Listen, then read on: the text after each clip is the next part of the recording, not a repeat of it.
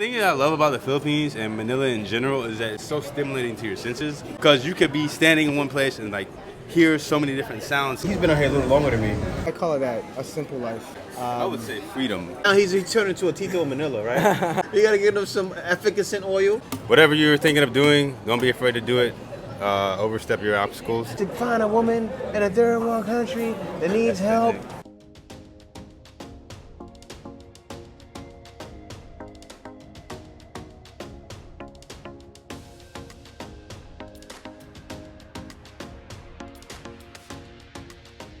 A lot of guys that are passport bros don't even know they are, right? Yeah.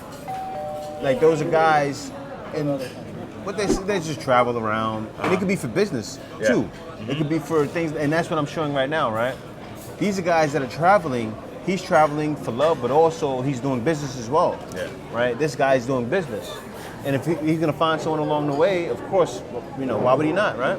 So that's what this is being shown right now, because all of the women that, oh no, you're just going over there to find a woman in a third world country.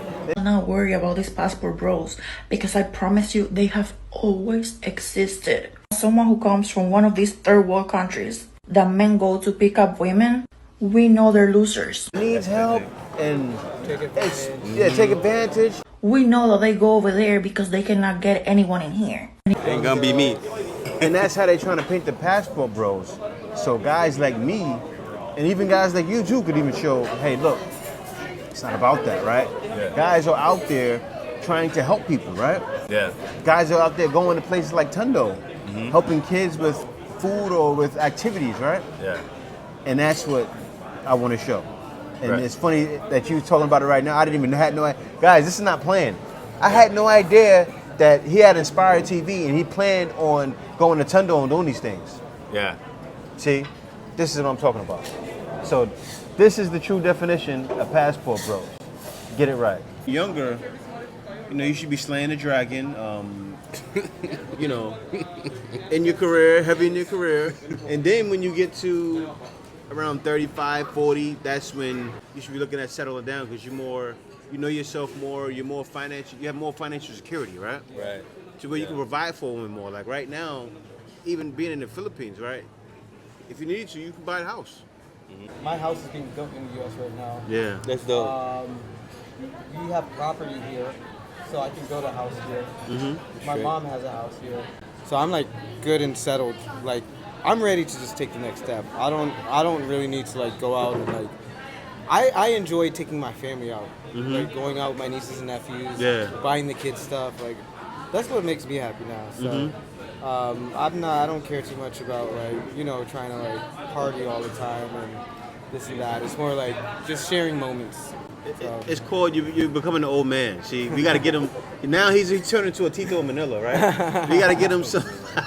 We got to get him some efficacent oil, right? Some efficacent oil.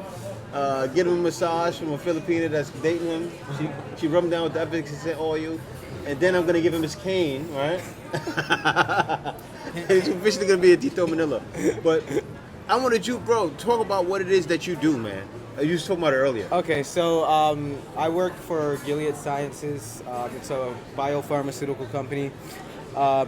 Pretty much 99% of all HIV commercials you've seen is from us. Hepatitis is pretty much from us. Oncology.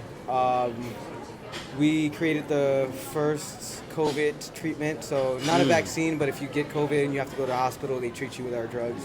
I work in IT R&D, research and development for them.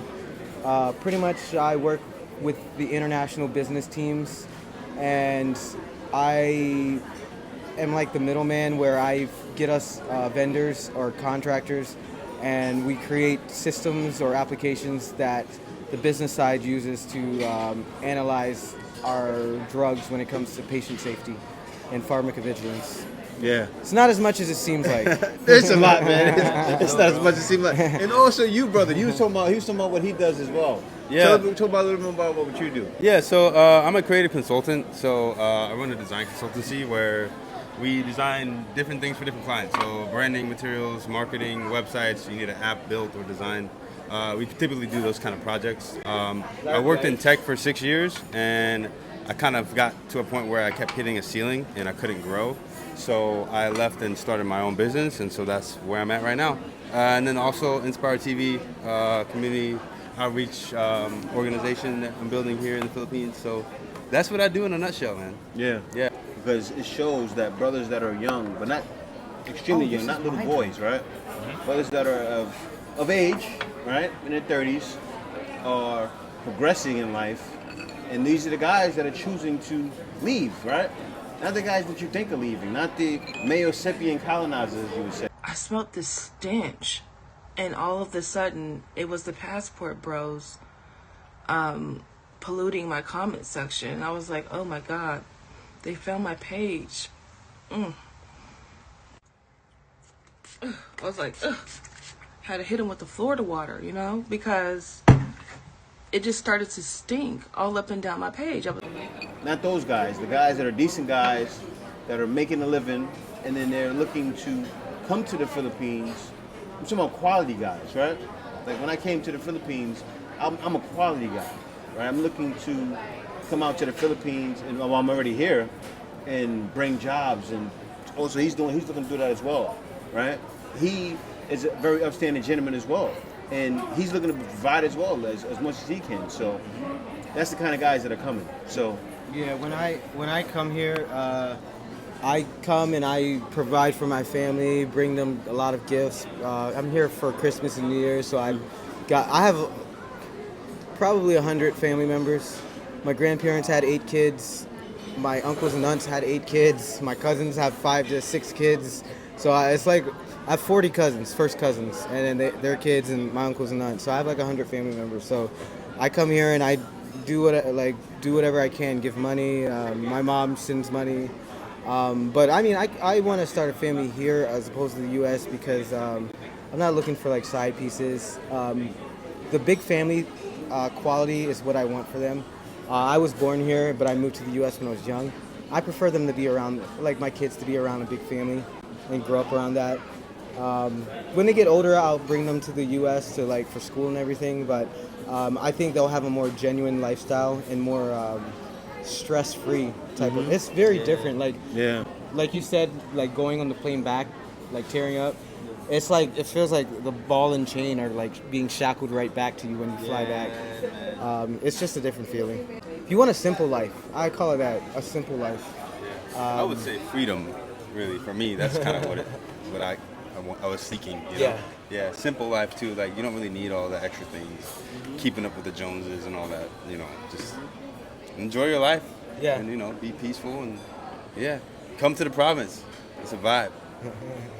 It's different than out here, but it's fun. It's fun. If you want like authentic lifestyle, go to a province. No running water.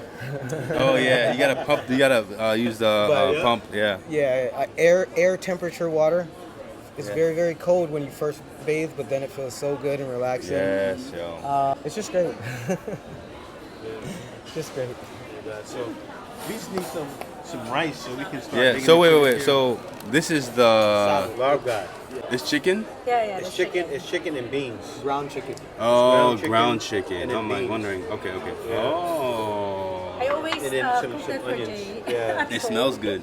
It's delicious. It's Yeah, that delicious. sauce. Have you guys gone to Boracay?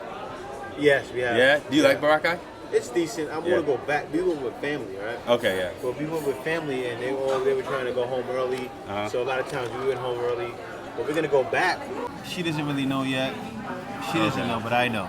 Right? So, you know the reason, huh? Okay. Yeah. Cha-Cha's Cafe or whatever it's called. It's like a really nice restaurant. Yeah. And it looks something similar to this, but it's a squid salad, yo.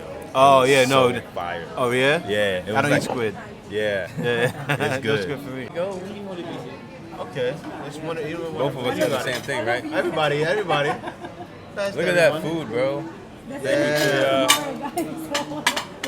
We got rice. We good to go. Yeah. You got beef? It's chicken here. That's kumain. Alright, so I'm Makati. Look who I came across. He noticed who I am. I seen him right away. I knew who he was. That's a good restaurant. Yes. YouTubers connect. He's been out here forever. I've been out here forever. I think he's been out here a little longer than me. But More than 10 years. more than 10 years. I've been here for about 7, so Oh, that's definitely cool. subscribe to him. Check him out. He makes great videos. What? What's his channel? I forgot your name. What's your channel? Mills. Mills. Asian romance. Asian Romance. That's right. You see, she knows you now. I know, I watch your video. Asian Romance. Check him out. He's always having interviews with the ladies right here in Makati. So check him out. Makes great videos. Good man. Yeah. We'll talk more later. I'll send you a message. For sure. Send me a message. For sure. Now. Right now, I'm near Passion. Oh, that's neat. Yeah, but we definitely have to talk. Yeah. We have to talk. Yeah. Nice to meet you. Nice to meet you. But let's say it's 2019, right? Late 2019. We had bought tickets to come here in April of 2020, right? We were like, yeah, we're gonna go to the Philippines, we're gonna have a good time. Boop. Right? The pandemic came and kind of shut that down.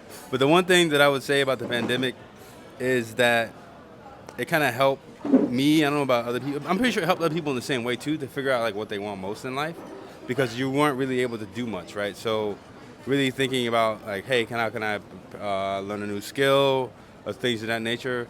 I would say that the pandemic, it was also a blessing and a curse, because it helped certain people understand what they want most in life and kind of how to like attain that. That's the positive side of it, right? This negative side, we won't mention that, but I guess I always see certain things as good or bad. It really depends upon the situation.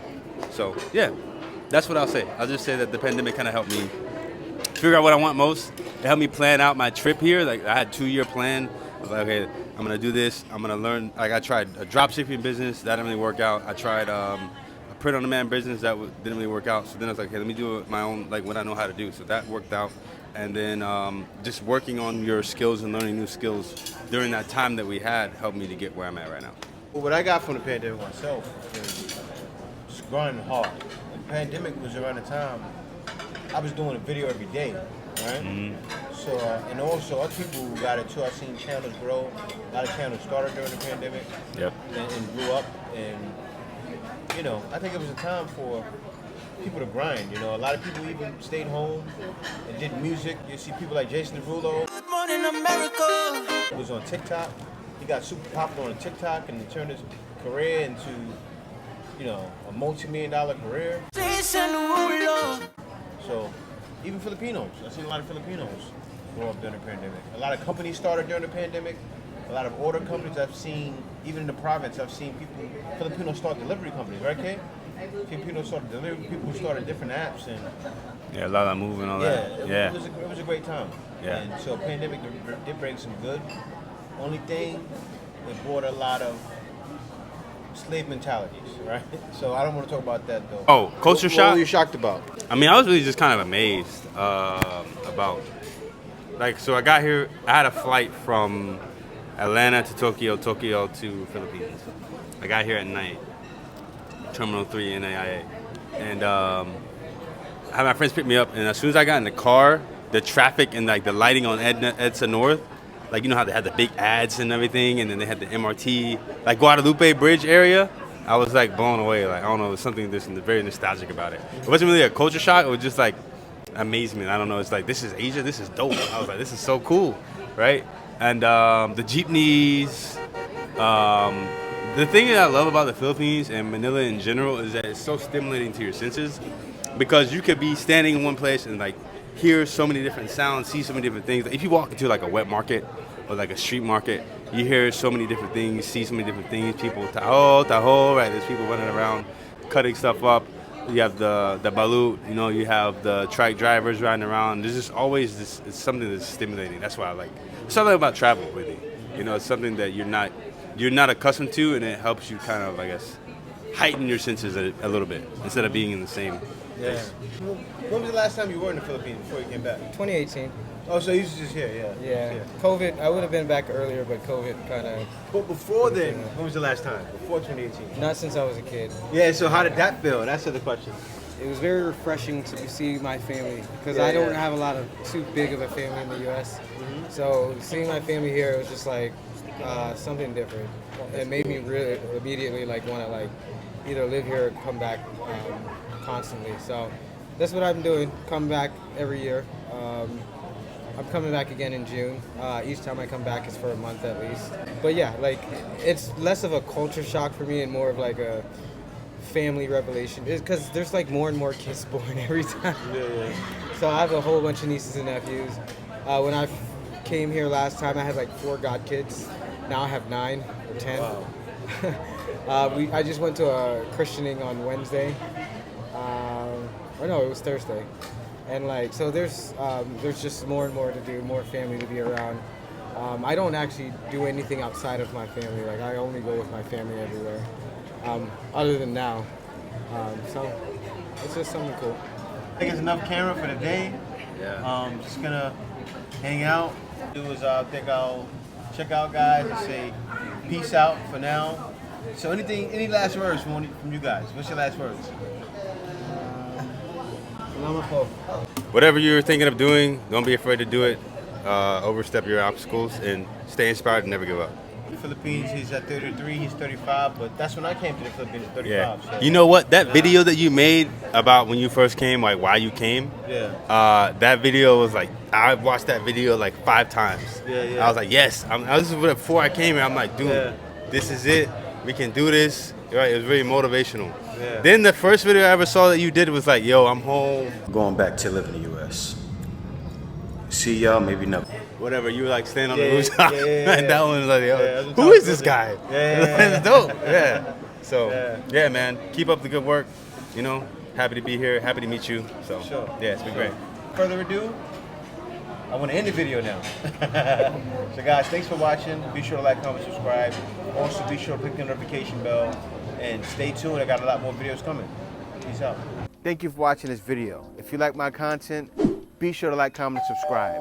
Also, if you like my content, you're welcome to support my content by giving a small donation by PayPal. You can go to my Buy Me a Coffee at buymeacoffee.com/JTBF. And there you can buy me a coffee or you can book a consultation with me. I have consultations for a very small fee. Also, I have consultations for working at home. So if you're a guy that's a little younger, not quite retired yet, and you want to work from home while in the Philippines, you can go to my Buy Me a Coffee at buymeacoffee.com/JTBF. And also have a packages for working at home. So you'll see them there. You can book it there. You can get a shirt that represents your journey to the Philippines at foxtonomy.creator-spring.com.